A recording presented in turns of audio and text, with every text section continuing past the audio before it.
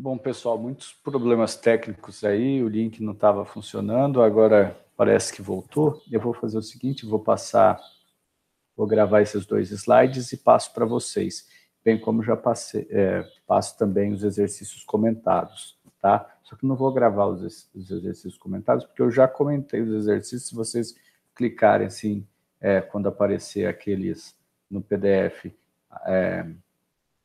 os iconezinhos, vai clicar lá, vai aparecer o meu comentário, tá? Então, vamos lá. Cidadania no Brasil é o tema que a gente vai discutir hoje.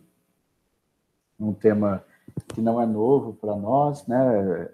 É recorrente nos nossos estudos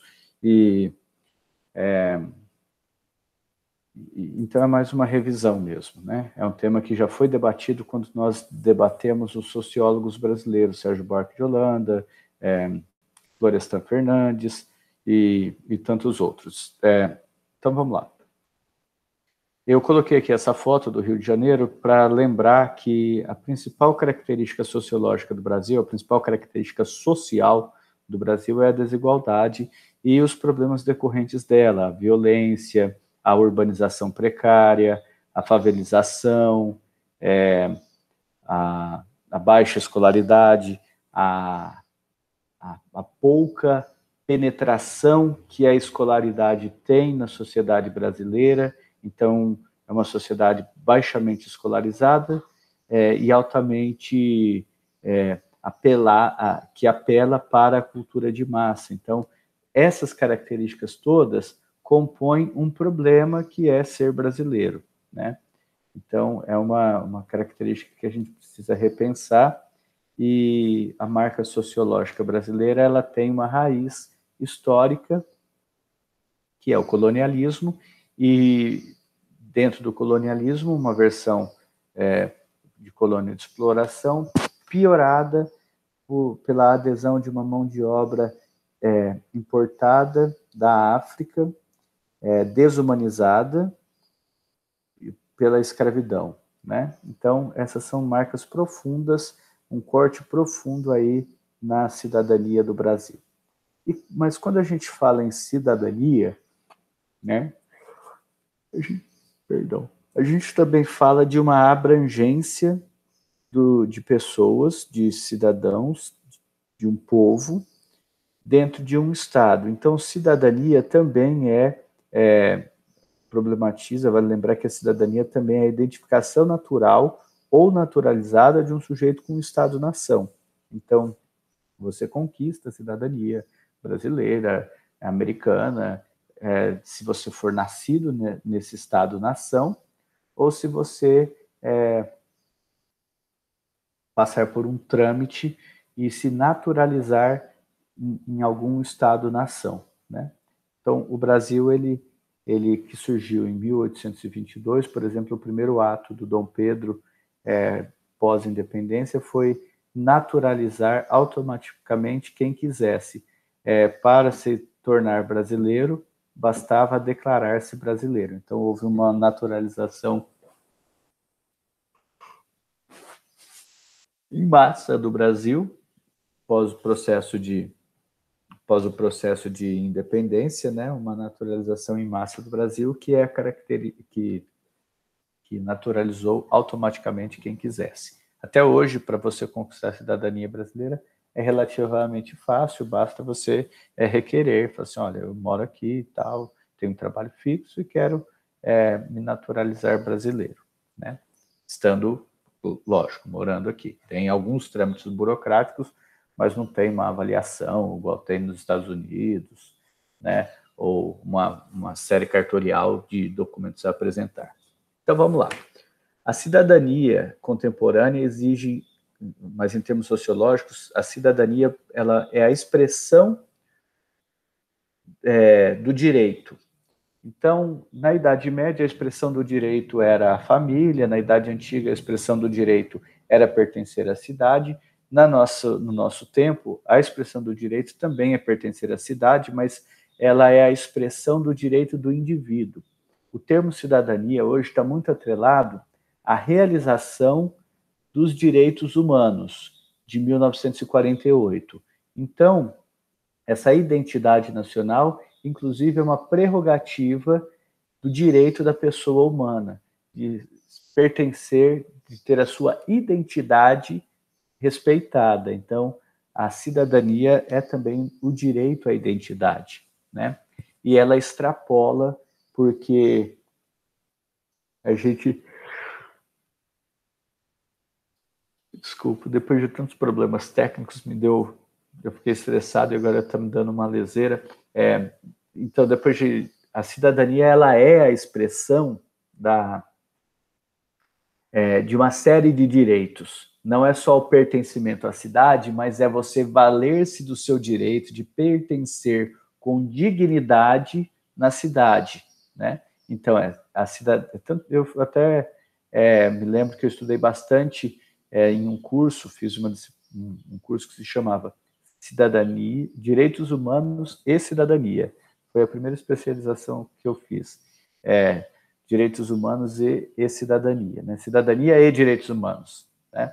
Era o nome do curso, porque se entende filosoficamente no nosso tempo, nos debates educacionais e no debate sociológico, que a cidadania é a expressão dos direitos humanos, tá?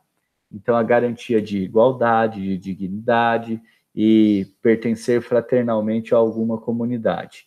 Tanto é que o sujeito apátrida, o sujeito que não tem pátria, é um cidadão de segunda classe e é alguém que sempre vai buscar lutar por seu direito à cidadania, porque pertencer a um lugar, pertencer a um Estado-nação, é ter uma série de prerrogativas de obrigação, né? Por exemplo, voto obrigatório, pagar impostos, respeitar as leis, serviço militar obrigatório, no caso do Brasil, para os homens, e você tem também o direito à saúde, à educação, aos direitos sociais amplos. Então, por isso que cidadania é uma expressão muito abrangente, tá? Então, vamos lá.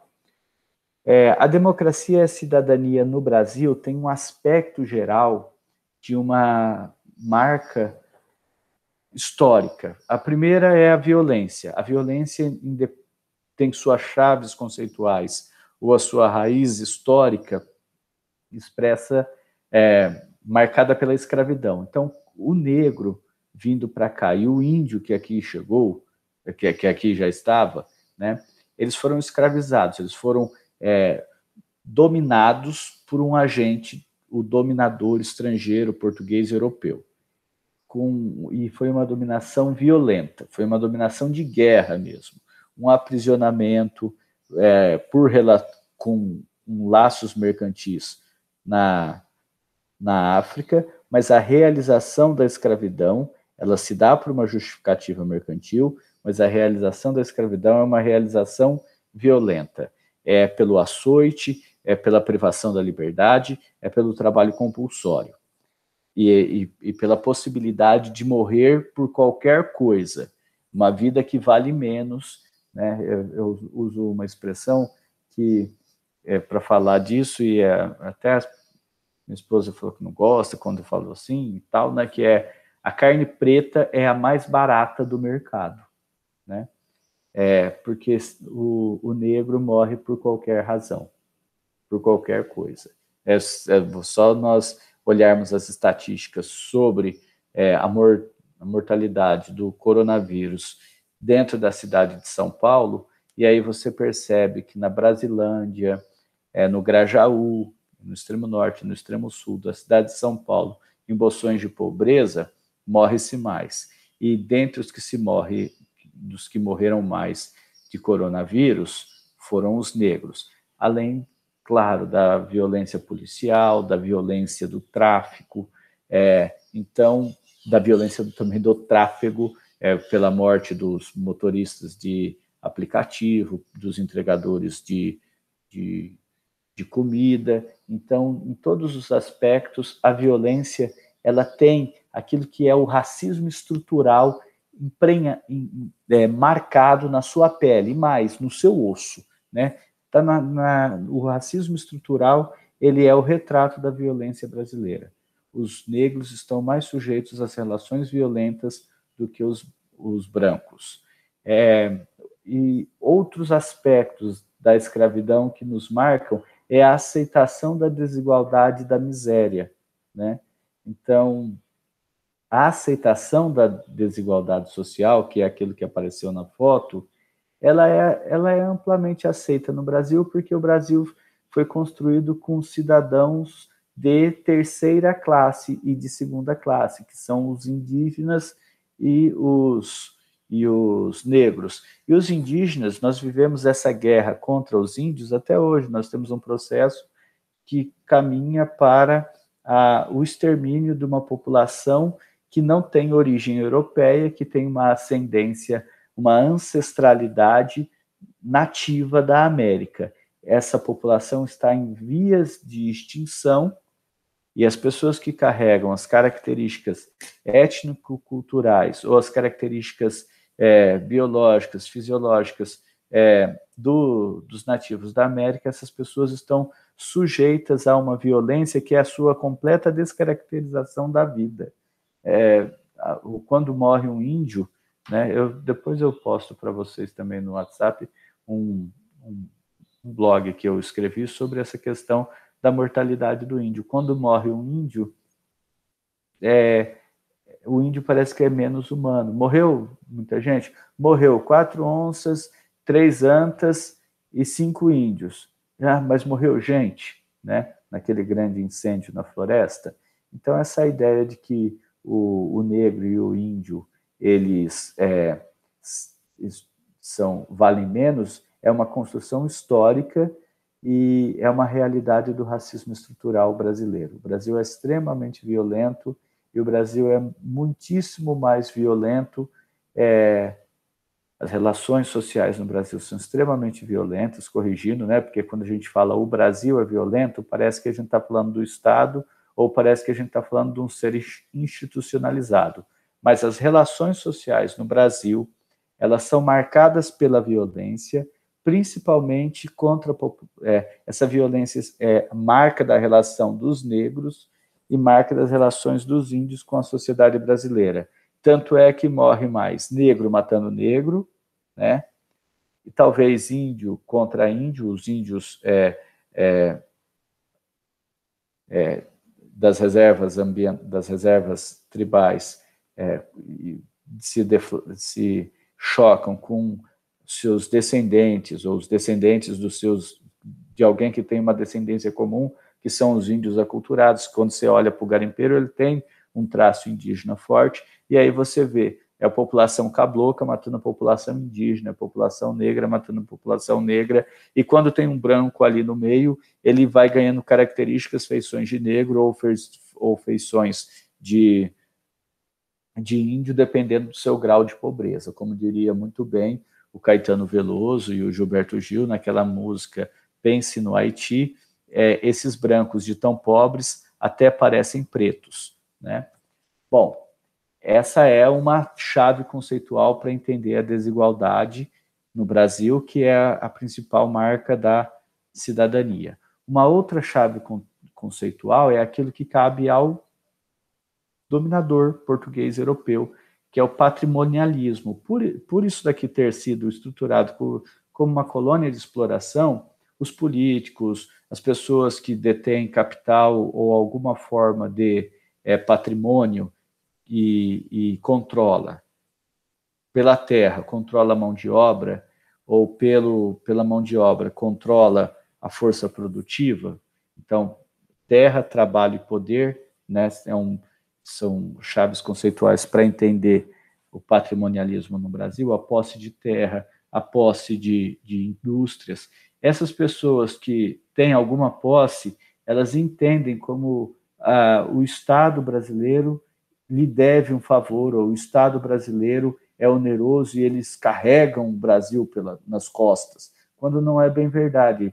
A ação que a elite branca estabeleceu na colônia, ela permanece hoje naquilo que é o patrimonialismo, é a confusão entre o público e o privado, que vai desde a apropriação do espaço público pelos agentes privados, principalmente os grandes detentores de poder de posse de terra e os grandes detentores de poder de posse de meios de produção e controladores da mão de obra. Então, você tem essa visão ainda colonial dessa região, desse lugar a ser explorado pelo branco, pelo dominador, pelo outrora o branco, o português, e agora os detentores do capital, né?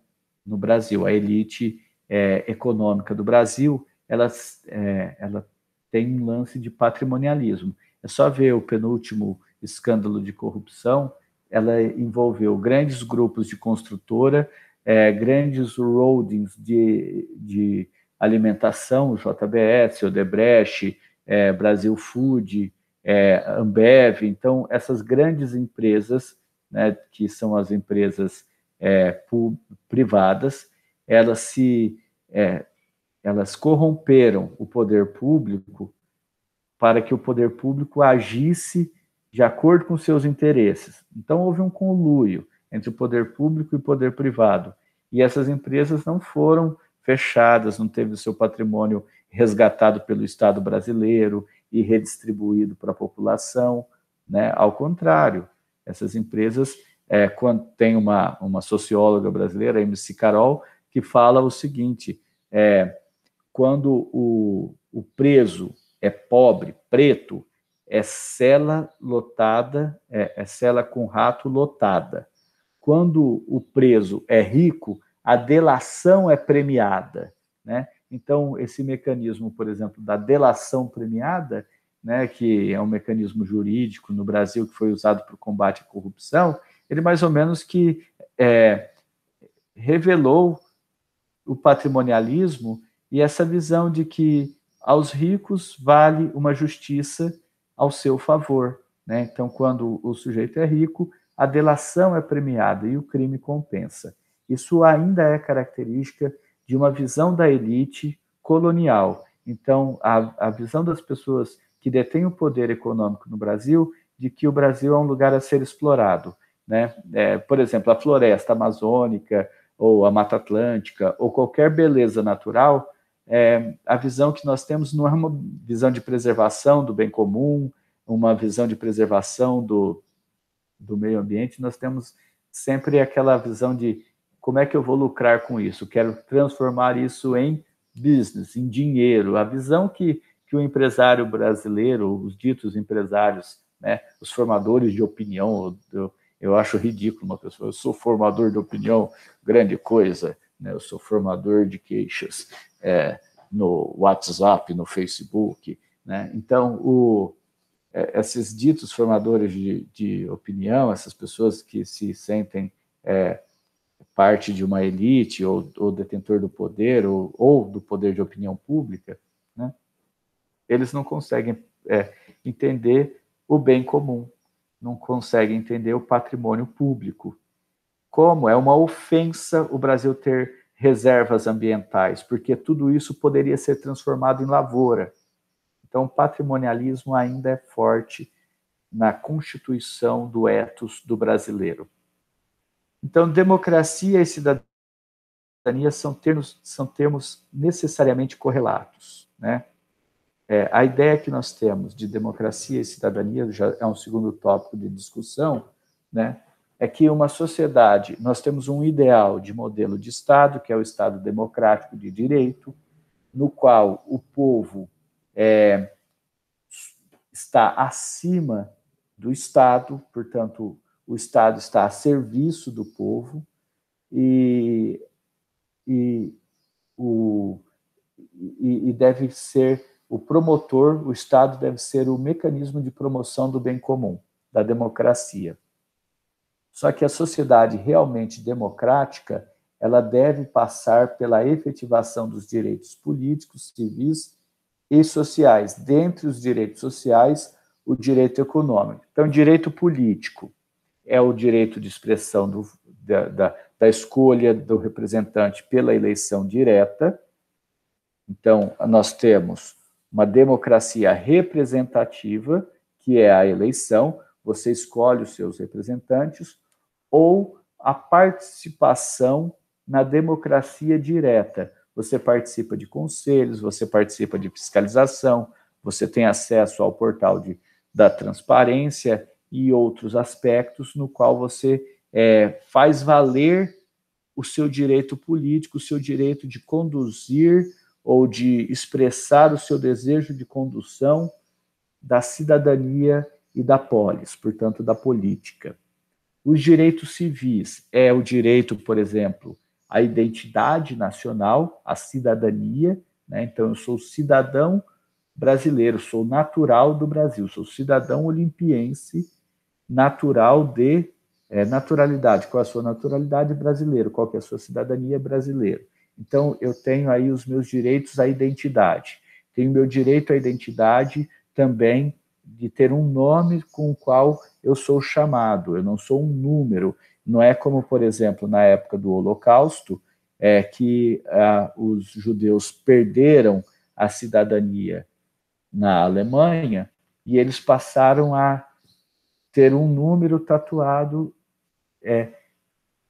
sem o direito civil básico à identidade. Então, você não se chama, porque você é uma massa, você não existe, você é simplesmente um judeu. Ou, né, o direito civil da população indígena brasileira, que também é amplamente discutido, né, porque os índios eles têm a tutela do Estado desde 1910. Então, eles têm o Serviço de Proteção ao Índio, que depois foi transformado em Fundação Nacional do Índio. Eles têm menos direitos políticos e civis do que nós, mas, por outro lado, ele tem alguns direitos ao respeito à sua singularidade e à preservação da sua singularidade. E aí há um debate sobre a política indigenista, se ela deve ou não, se o índio deve ou não ser tutelado, se o índio deve ou não ficar na reserva. As reservas indígenas podem ser encaradas como ambientes de preservação, mas algumas reservas indígenas, principalmente as mais antigas, aqui no Mato Grosso do Sul e no estado de São Paulo, no Paraná, são reservas indígenas muito pequenas e que basicamente parecem campos de concentração.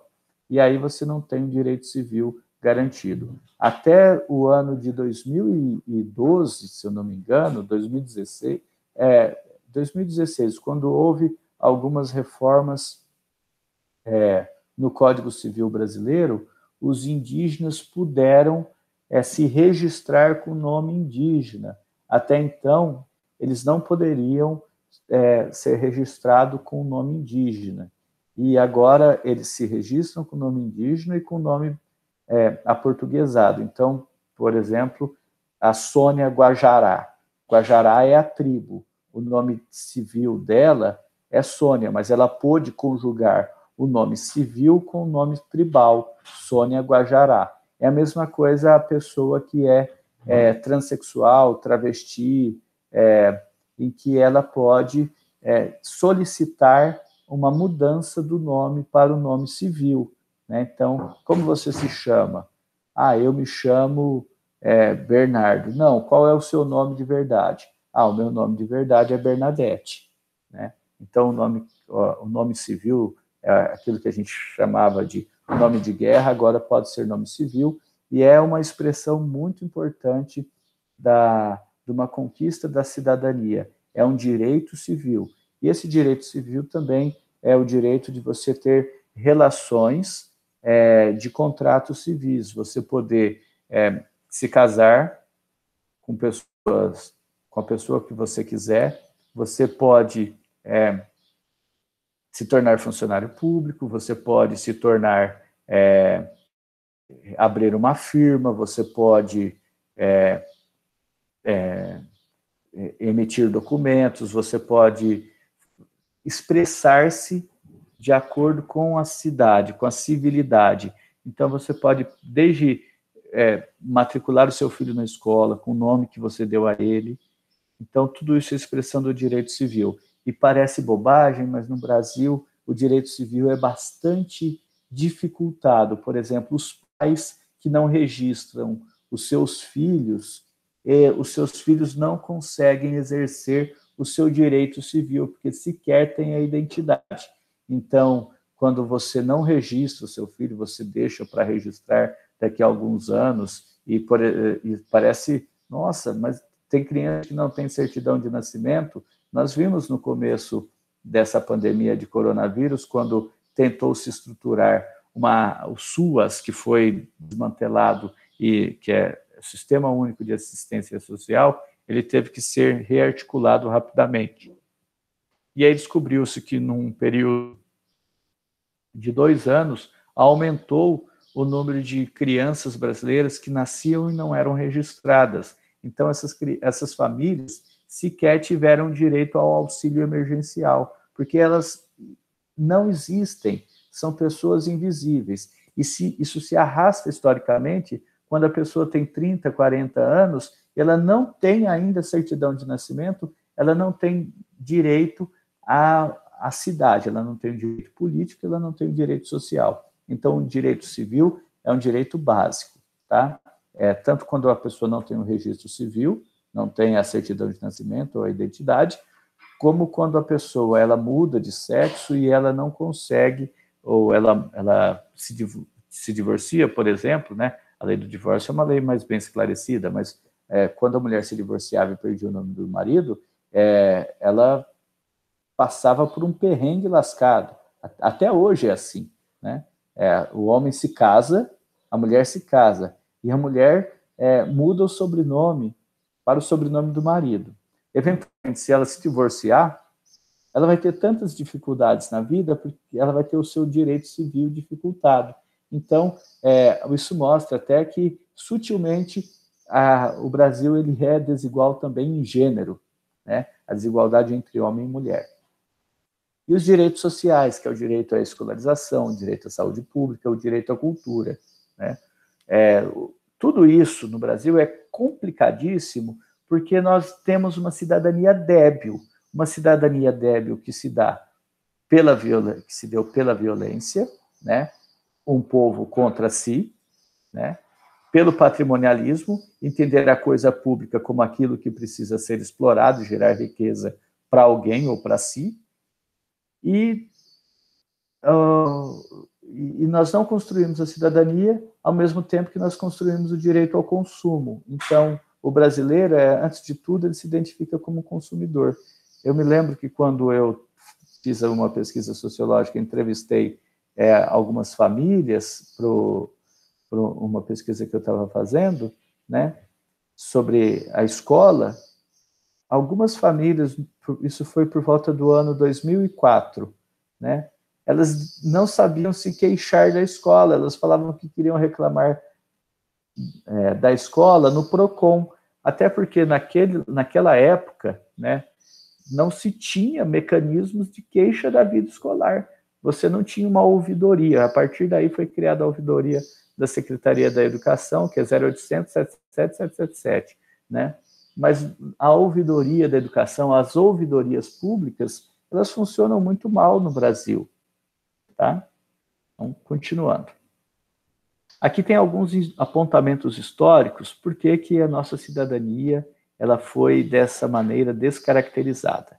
E eu coloquei aqui 2 observações de 2 períodos históricos para a construção da cidadania, que é a abolição da escravatura, foi um grande passo social do Brasil, e a proclamação da República. No entanto, são passos que avançam numa sociedade que retrocede. A política avança numa sociedade que retrocede. Há todo um revisionismo histórico sobre a biografia da princesa Isabel e do Dom Pedro II. Então, você tem uma série de publicações que enaltece o Dom Pedro II como uma pessoa moderna, uma pessoa cientificista, e ele era contra a escravidão. O Brasil, com Dom Pedro II, foi de fato parlamentarista, principalmente nesse quesito escravidão. O Dom Pedro II, ele era abolicionista, não era abolicionista de última hora.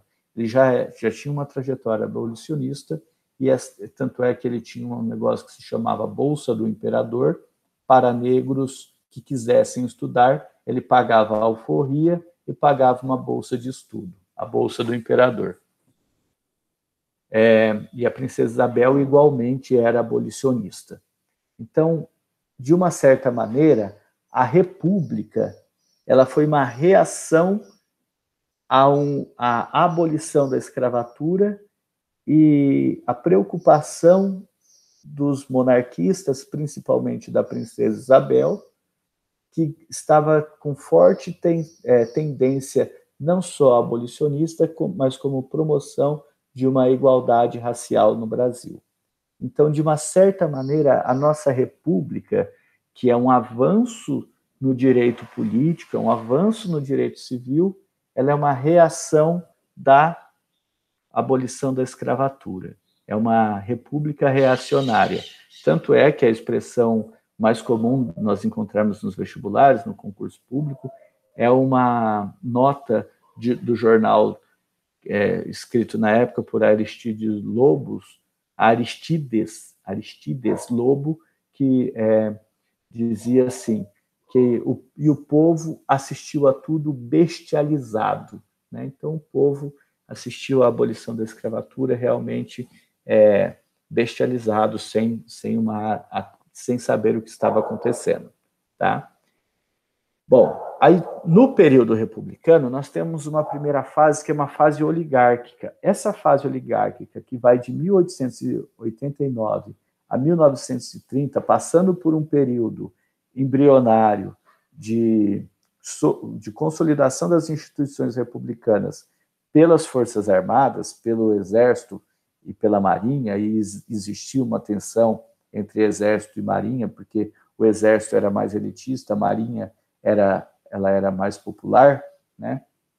Nesse período chamado República da Espada, nós tivemos já a institucionalização dos militares na vida política do Brasil.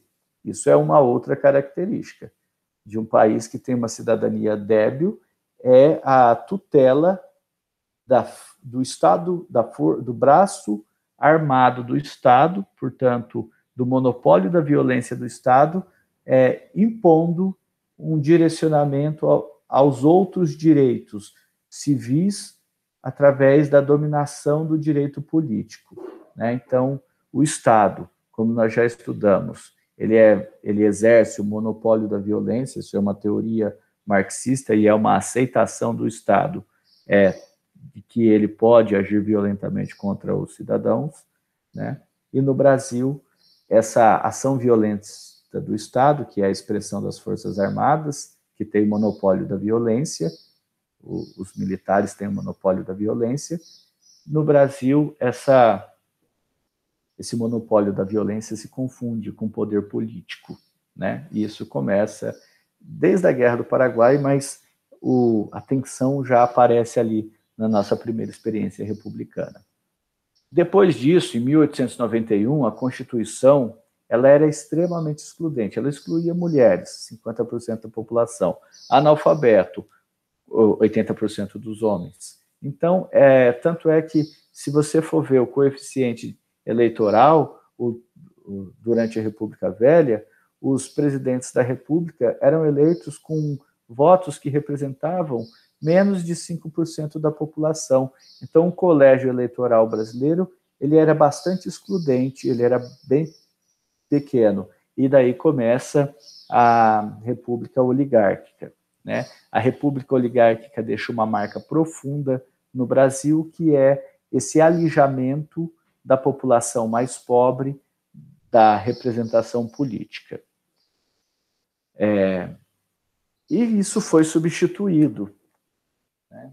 Dentro da própria evolução histórica, das contradições do regime oligárquico, nos anos 20, nos anos 30, já começa um movimento, por exemplo, de intelectuais que reivindicam a educação no Brasil, um movimento chamado Escola Novista, porque, veja, o Brasil se tornou independente em 1822, não estruturou uma rede pública de ensino, se tornou república em 1889, pelo Pacto Federativo, os estados caberiam resolver o problema da educação se quisessem.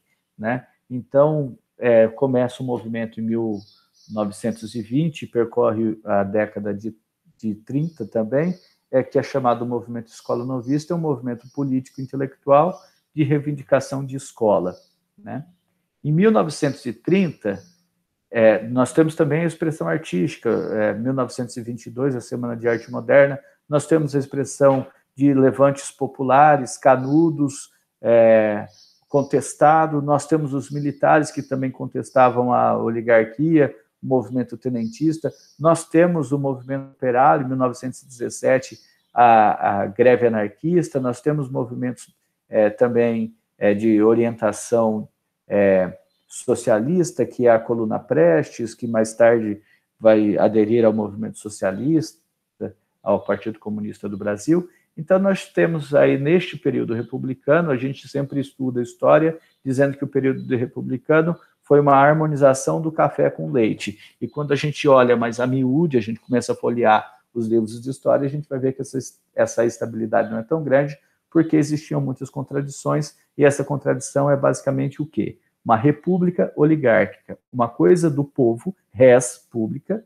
significa isso, coisa do povo, olis arcius, para poucos. Então, essas contradições, elas se acumulam, há uma cisão dentro da elite, os pernambucanos, os gaúchos, os paraibanos, que eram outras regiões que não estavam contempladas nessa harmonização do café com leite. A própria elite paulista também mostra-se cindida com uma elite pró-industrial e uma elite pró-agrária, e os mineiros que se sentem traídos por Washington Luiz vai juntar forças para a ascensão de Vargas, que é uma ascensão populista autoritária. E aí nós temos um período de 1930 a 1945, que é o período Vargas, depois o Vargas governa novamente de 1951 a 1945, né? O Vargas, a 1954, eu inverti aí os números nessa segundo governo Vargas, depois eu corrijo. Então, o Vargas, ele amplia a cidadania, mas ele amplia também o poder do Estado, é um Estado autoritário. O Vargas dá um golpe em 1937 e o Estado brasileiro ganha todas as feições fascistas e centralizadoras. Então, por exemplo, a República oligárquica, o poder estava nas elites estaduais, nas elites locais. Ele proíbe os símbolos municipais e os símbolos estaduais, impondo uma cidadania, um símbolo brasileiro acima dos símbolos locais. Então, o Brasil com Vargas perde um pouco a ligação comunitária e ganha uma ligação nacional. Ele até tentou, porque ele acomodou o movimento das escolas novistas, ele até institui uma educação pública primária obrigatória no Brasil. Ainda com muita debilidade, porque as escolas eram mal estruturadas, tal qual são até hoje, mas a partir de 1930 começa um esforço para o Brasil se tornar escolarizado.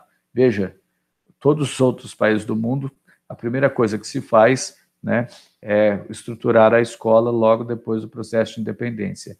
Mesmo os Estados Unidos, quando invadiu o Iraque, a primeira coisa que os americanos fizeram foi desmantelar o currículo nacional iraquiano e impor um currículo escolar de tutela norte-americana. O Banco Mundial trabalha muito bem nesse sentido de sempre tutelar o currículo dos estados nacionais, principalmente os estados nacionais mais dependentes. Bom, então, o Vargas, ele começa um projeto nacionalista de um Estado forte, com intervenções econômicas. É o chamado desenvolvimentismo, que vai estar presente no período populista, com Juscelino Kubitschek, com João Goulart, com Jânio Quadros, no segundo momento com Dutra, o Eurico Gaspar Dutra, ele é eleito quando Vargas deixa o poder, e aí ele passa ele tem 2 anos como um governo liberal, que não dá muito certo no Brasil, e aí ele volta ao paradigma desenvolvimentista do Estado interferir na economia e ser o grande promotor dos investimentos econômicos. Isso permaneceu durante a ditadura militar, né? Então, o Brasil teve um período democrático populista de 1945 a 1964. Esse período democrático popular, que é caracterizado pelo populismo, ele tem uma versão à esquerda, que é o chamado trabalhismo, liderado pelo João Goulart, que foi ministro do Trabalho do Vargas e que foi vice-presidente do Juscelino Kubitschek, que foi vice-presidente do João Goulart, do Jânio Quadros, que renuncia. Então, o João Goulart se torna finalmente presidente da República, depois, mas sempre estando ali. E o João Goulart é representante de uma força política nova que se chamava trabalhismo, em que ele defendia os interesses do operariado urbano e do camponês operário. Então, aí você tem o João Goulart, que vai ser destituído do poder, porque enquanto o populismo funcionava freando as intenções e as influências comunistas num contexto de Guerra Fria na América Latina, beleza. Agora, quando o populismo vai ganhando uma feição mais trabalhista e vai cedendo aos interesses e às pressões da classe operária, aí, né, a gente sente o big stick dos Estados Unidos, e no Brasil é deflagrado um golpe civil militar com apoio dos Estados Unidos, né, um apoio, a princípio um apoio diplomático, mas hoje nós sabemos, pela abertura dos arquivos históricos nos Estados Unidos, que os Estados Unidos estavam, inclusive, dispostos a apoiar militarmente uma guerra civil no Brasil, pró-militares, né? Bom, e não foi necessário, porque a ameaça comunista do Brasil era muito pequena, a esquerda no Brasil e o comunismo no Brasil é pouco enraigado, a classe operária brasileira, ela, talvez pela tradição varguista, ela é bastante pelega, né? Os sindicatos, todos, os próprios trabalhadores, eles veem mais vantagem em se associar ao patrão e conseguir pequenas conquistas pessoais do que se associar horizontalmente e pressionar por uma melhoria de trabalho para todos, né? O Brasil é marcadamente individualista porque a gente não tem esse laço comunitário, então a gente é como a gente vive a política hoje.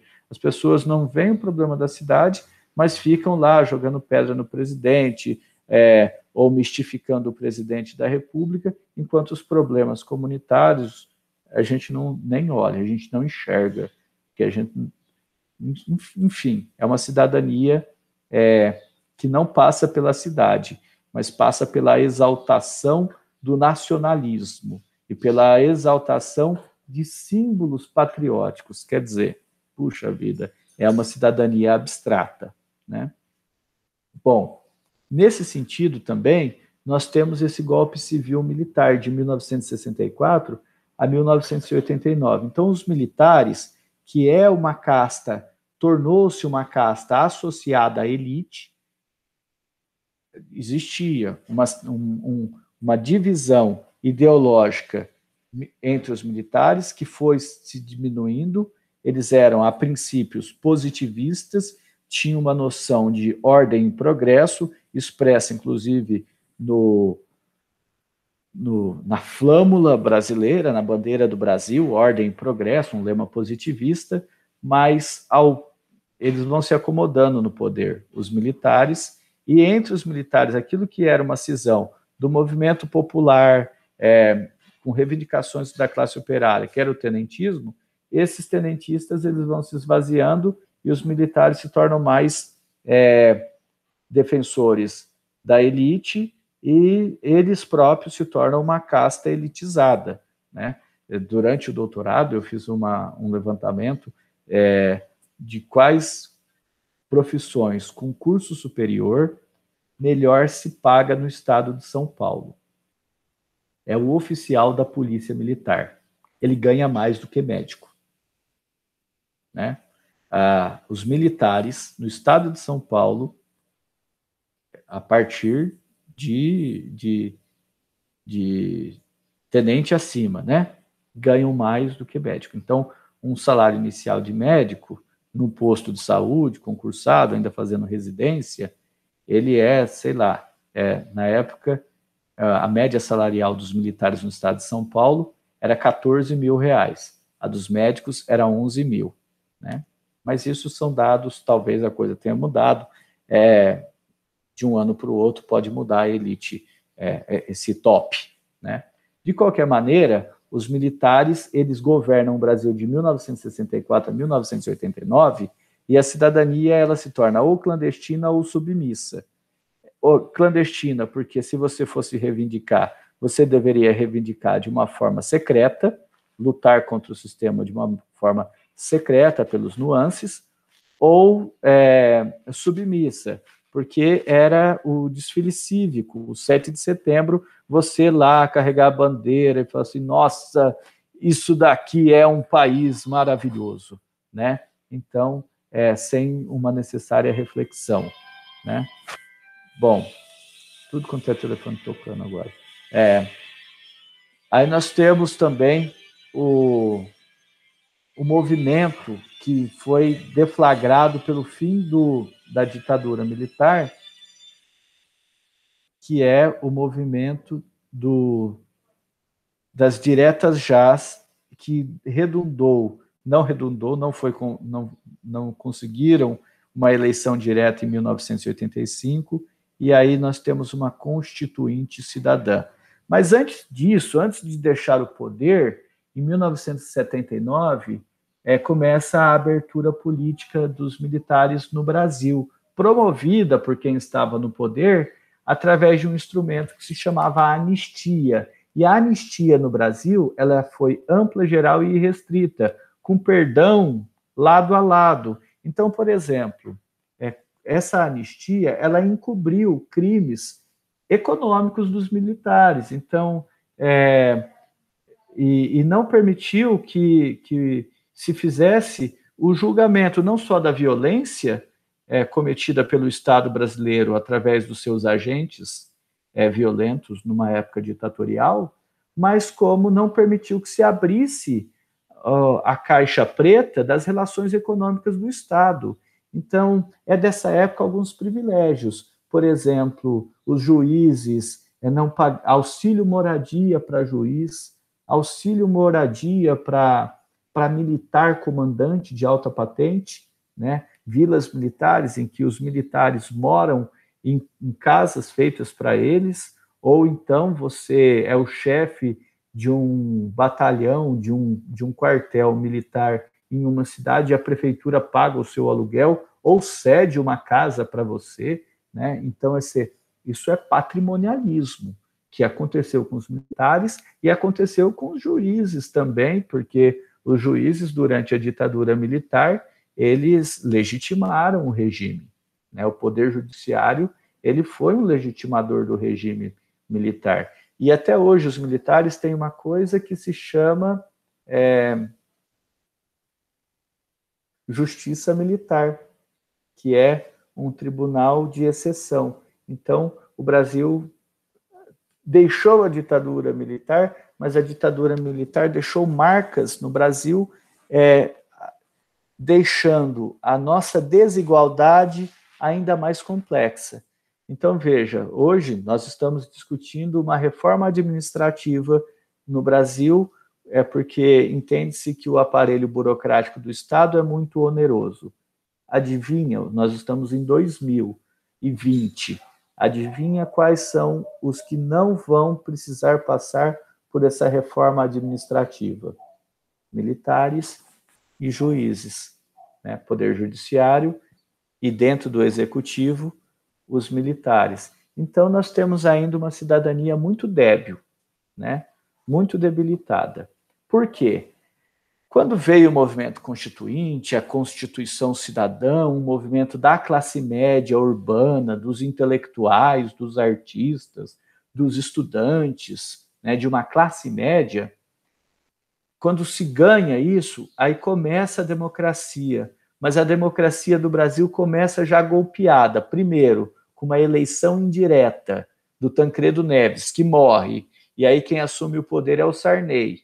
Depois vem o Collor, que é impeachmentado, porque o Collor dá um golpe econômico em todo o povo brasileiro, confiscando a poupança. Mas o que ele foi impeachmentado foi por Caixa 2. Ele recebeu do PC Farias dinheiro por fora da campanha e ele aproveitou esse dinheiro para uso próprio, né? Hoje tem Caixa 2 a toda hora e parece que naturalizou o crime que o Collor, pelo qual o Collor foi impedido. Hoje se naturalizou, ninguém mais é impedido por estes tipos de crime, né? Bom, depois do Collor veio quem? O Itamar Franco, que estabeleceu o Plano Real, buscou uma estabilidade econômica, e o Brasil teve que pegar empréstimos junto ao Banco Mundial e ao FMI, que tinha toda uma ortodoxia econômica de enxugamento do Estado, e isso foi feito. E aí começa o estabelecimento de uma política econômica que no Brasil é chamada de neoliberal, mas, na verdade, em outras partes do mundo é chamada de ultraliberal, que é uma radicalização do liberalismo econômico, avançando, inclusive, em ações sociais, em processos de terceirização, de concessão, de estatização. E é nisso que nós estamos vivendo agora. Com isso, o direito econômico ele se sobrepôs ao direito político, civil e social. E aí, a gente, ao invés de construir uma identidade comunitária, a gente vai perdendo essa identidade comunitária e vai ganhando uma identidade de consumidor. Então, o símbolo maior disso são as praças públicas, né? As praças públicas, elas viraram um espaço decrépito, do drogado, né? Imagina, antes a gente ia na pracinha sentar, conversar, paquerar, né? Tem até um sambinha que faz assim: mais fumo, os nóia fuma pedra, onde nós puxava fumo, né? Que o espaço público, o espaço da praça pública, ele foi perdendo, ele foi se marginalizando, foi se tornando um espaço de banditismo, deliberadamente, porque o shopping center se torna o lugar da socialização, o condomínio fechado, que é pago, se torna o lugar do exercício da tranquilidade comunitária, e aí você tem o direito econômico se sobrepondo ao direito civil e a distinção econômica se sobrepondo à distinção da cidadania, da escola pública e de outros espaços. Então, infelizmente, quando o Brasil acorda para a cidadania, ela já está démodé, e aí o mais importante na nossa sociedade é uma sociedade do consumo, né? Então, de 1990 até a década de 10, o Estado oscila entre o liberalismo e o desenvolvimentismo, porque aí começa uma outra discussão, eu não sei se eu vou conseguir terminar isso hoje, tá? Que é a questão das desigualdades multiplicadas, né? Então, o Estado nacional, ele se mostra debilitado e decadente em todo o planeta a partir da queda do Muro de Berlim e da derrocada da União Soviética. O estado de bem-estar social que existia do lado de cá do mundo capitalista, ele passa a ser o novo inimigo, né? Então, o Estado ele não é mais o promotor do bem-estar social. Ele, na verdade, ele deve ser um apoiador das relações mercantilistas e aí, capitalistas, e os próprios capitalistas começam a duvidar da necessidade do Estado. Então, o Estado é amplamente atacado e ele não é promotor da cidadania no Brasil, e a cidadania do Brasil sequer foi promovida nem pelo Estado, nem por um senso comunitário, né? E aí somos nós grandes consumidores. Nossa, tá muito triste essa aula, né? E aí começa movimentos a partir de 1990 e 2000 para frente, ligado a direitos mais individualizados, mas não com a construção de um senso comunitário. É uma construção típica das relações globalizadas, que são os sentimentos de identidade, que não são sentimentos de identidade nacional, são sentimentos de identidade supranacional, que é, por exemplo, a negritude, o feminismo, a sexualidade, que são expressões dos indivíduos, mas a gente não tem uma nação homossexual. A gente não tem. Isso daí é fantasma de gente doida. Ai, vão impor que todo mundo, se liberar o casamento gay, daqui a uns dias vai impor que todo mundo se torne homossexual. Fique tranquilo, né? Isso não vai acontecer porque não tem meios de se impor isso a você, tá? Se você é o que é porque quer, né? Então, começam esses movimentos de identidade das chamadas minorias. No Brasil, há minorias estruturais históricas. A primeira é a afrodescendência e a segunda a indígena, né? E aí tem nesse slide eu coloquei algumas discussões sociológicas que marcam a busca dos afrodescendentes se integrarem à sociedade brasileira.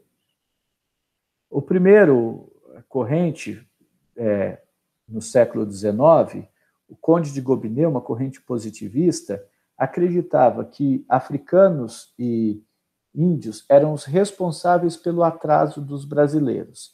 Então, por essa razão, o Brasil ele era atrasado porque os brasileiros eram malsãos, eram mal feitos pela sua mestiçagem, portanto, eles deveriam acabar ou ser exterminados, como fizeram vários países, ou com campos de concentração, ou simplesmente deve-se investir num branqueamento para uma melhora genética da população, e essa melhora genética levaria a melhora do Brasil como um todo. Tá. Essa ideia racista, de uma sociologia baseada na raça, ela ainda persiste no senso comum, mas ela é rechaçada a qualquer análise sociológica mais criteriosa. Bom, depois vem o Gilberto Freire, que é um brasilianista, é um sociólogo diletante dos anos 20 e 30, que ele próprio, sem uma sistematização acadêmica, interpretou o Brasil, e aí ele viu, comparativamente, ele selecionou aspectos da sociedade brasileira que mostravam o negro integrado à sociedade de classe, à sociedade brasileira. Então, por exemplo, o cunhadismo, que foi o fato dos portugueses se casarem com as índias, e a mestiçagem, ou a mulatagem, que é o fato dos portugueses se casarem com as negras e terem filhos com as negras e terem filhos considerados legítimos, sendo filhos mulatos. Ele vai falar que a escravidão no Brasil ela foi atenuada e que as relações no Brasil de escravidão não eram tão violentas. Bom, quando se começa a sistematizar a sociologia no Brasil, com Florestan Fernandes, com Sérgio Buarque de Holanda, a partir da fundação da USP, o Gilberto Freire ele é revirado do avesso, e esse mito da democracia racial brasileira ele cai por terra. E aí o grande Florestan Fernandes, esse cara eu tenho certeza que vai cair bastante no vestibular, porque ele está sendo bastante republicado em revistas científicas, no jornal da USP, e há uma série de eventos sobre o Florestan Fernandes. O Florestan Fernandes ele vai dizer que ser negro no Brasil é mais uma condição social do que uma condição racial, que ser negro no Brasil é justamente ser marginalizado, tá? Então ele vai se preocupar com a colocação do negro na sociedade de classes. Bom, isso nos anos 50 até hoje. tá? A discussão do Florestan Fernandes, ela percorre até hoje. Com a queda do Muro de Berlim, final dos anos 90, e com a decepção com os regimes socialistas, a luta de classes, ela também, que é um paradigma marxista, ela também perde espaço na discussão sociológica e vai começar a aparecer discussões sobre minorias ou as desigualdades multiplicadas. Então, a desigualdade do homem, da mulher em relação ao homem, a desigualdade do negro em relação ao branco, do árabe em relação ao europeu, do vietnamita em relação ao chinês, do chinês em relação ao japonês. Então, esses nuances de desigualdade na França, por exemplo, as pessoas que têm uma ascendência argelina, elas são bem discriminadas, elas moram em ZIPs, que se chamam zonas de interesse prioritário, né? Nos Estados Unidos, o negro, os latinos. Então, essas desigualdades multiplicadas, elas avançam também na teoria sociológica e na teoria política. Elas influenciam a teoria política. E no Brasil, a partir de 2003, se impõe, por exemplo, a construção de uma identidade nacional que relate a história do negro. Então, a partir de 2003, a história da cultura afro-brasileira passa a compor o currículo das escolas. O professor de história teve que montar lá mais 2 ou 3 aulas, né, para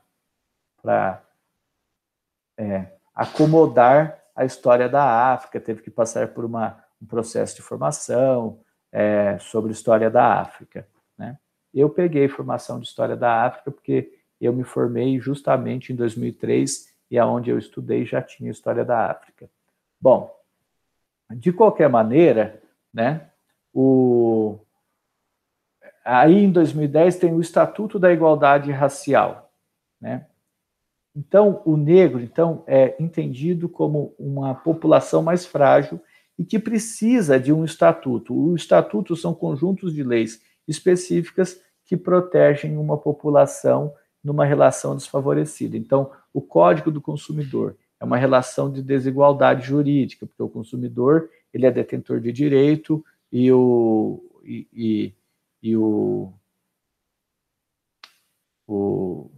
a empresa, né, o empresário, o vendedor, ele é uma relação de desigualdade, porque o consumidor ele não sabe aquilo que o vendedor está vendendo. O Estatuto da Criança e do Adolescente. A criança e a adolescente ela precisa ser tutelada e protegida. Ela tem lá suas prerrogativas de proteção. O Estatuto do Idoso, a mesma coisa. A Lei Maria da Penha, porque entende que as mulheres é um conjunto, nessa relação não existe igualdade entre homens e mulheres. Bom, por fim, né? Continuando aqui, então criado um Estatuto da Desigualdade em 2010, né? Para que você promova essa igualdade das raças, né? De origem teórica racial, né? Entre indígenas, negros e as ditas minorias. Qual é o problema disso? Né? É que parece que basta apenas um ajuste, que a nossa sociedade é igual e a nossa desigualdade está atrelada apenas à negritude ou apenas à população indígena. Então, basta fazer uns ajustes de promoção, uma campanha, pronto, resolveremos o nosso problema e não é visto de uma maneira estrutural a desigualdade como um todo, né? O problema é que o negro e o indígena eles sofrem mais a desigualdade. E a questão indígena, né? Cabe ao índio ser tutelado? Cabe ao índio o índio deve ser preservado? Então tem um debate que tem forte cunho político e que tem fortes características violentas, que é o debate sobre as reservas indígenas. Eu coloquei aqui uma série de imagens para que a gente pense nisso, né?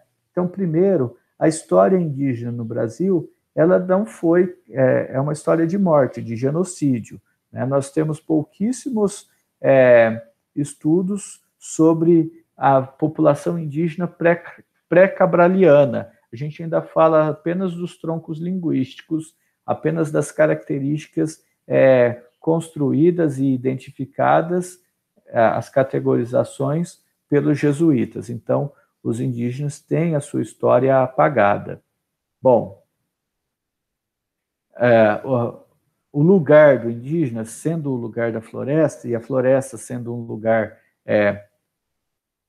marginalizado, a ser combatido nas nossas relações sociais, também deixa os indígenas dentro da reserva, mas as reservas podem ser, ao mesmo tempo, um lugar de proteção, como pode funcionar como um campo de concentração em que os índios ficam lá esperando a morte chegar. O genocídio, né? A população indígena, o índice de assassinato entre a população indígena por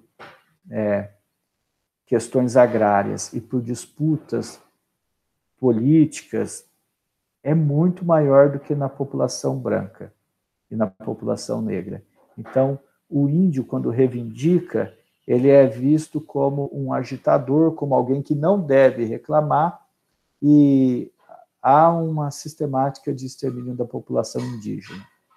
O poder executivo, né, que tem a FUNAI ela tem uma construção histórica, né, ela vem desde o Serviço de Proteção ao Índio, e aí a FUNAI, ao mesmo tempo que ela preserva e tutela o índio, ela pode gerar essa situação de que o indígena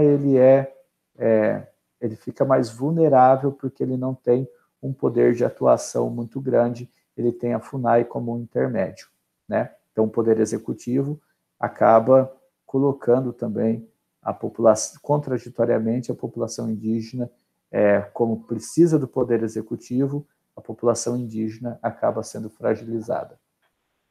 O poder judiciário, né, no qual se justicializa a partir do direito econômico, do direito à propriedade, pela posse cartorial e pela posse pela compra, né? Aqui tem um cifrãozinho, né, do proprietário de terra, é aquele que tem dinheiro, portanto é aquele que quer exercer a posse privada da terra, sustentado pelo poder judiciário, deixando a população indígena mais uma vez fragilizada, e o próprio legislativo, né, que é bastante moroso em resolver as questões fundiárias, e para o índio, a questão fundiária, para o indígena, a questão fundiária é muito importante, porque eles não vivem em cidades, eles não vivem em propriedades rurais, os índios vivem em florestas. A relação deles é uma relação com a natureza.